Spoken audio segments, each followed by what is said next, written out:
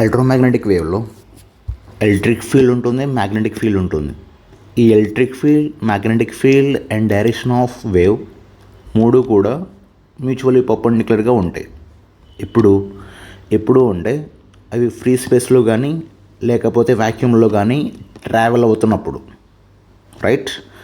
అలా కాకోకుండా electromagnetic wave అనేది ఎయిదర్ డైఎలక్ట్రిక్ కానీ లేకపోతే డై మ్యాగ్నెటిక్ మెటీరియల్స్లో కానీ పాస్ అవుతున్నప్పుడు ఈ electric field and magnetic fields అనేవి మ్యూచువల్లీ పర్పెండిక్యులర్ ఉండవు, right?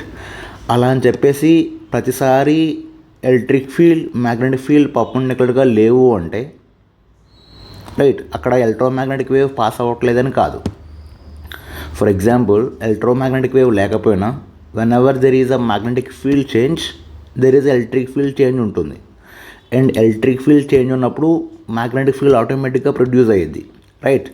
So therefore first one, ఇలా ఎలక్ట్రిక్ ఫీల్డ్, మ్యాగ్నెటిక్ ఫీల్డ్ పర్పెండిక్యులర్గా లేకపోతే అది పాసిబుల్ కాదా అంటే పాసిబుల్ అవుతుంది, రైట్?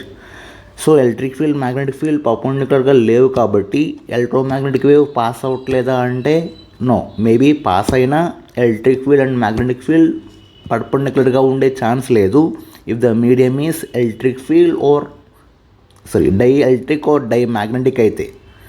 అండ్ కంపల్సరీగా పాస్ అవ్వాలా అంటే కంపల్సరీగా పాస్ అవ్వాల్సిన అవసరం కూడా లేదు.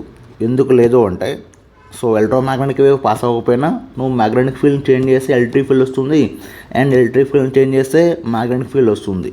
So option C is the correct answer for this question, right?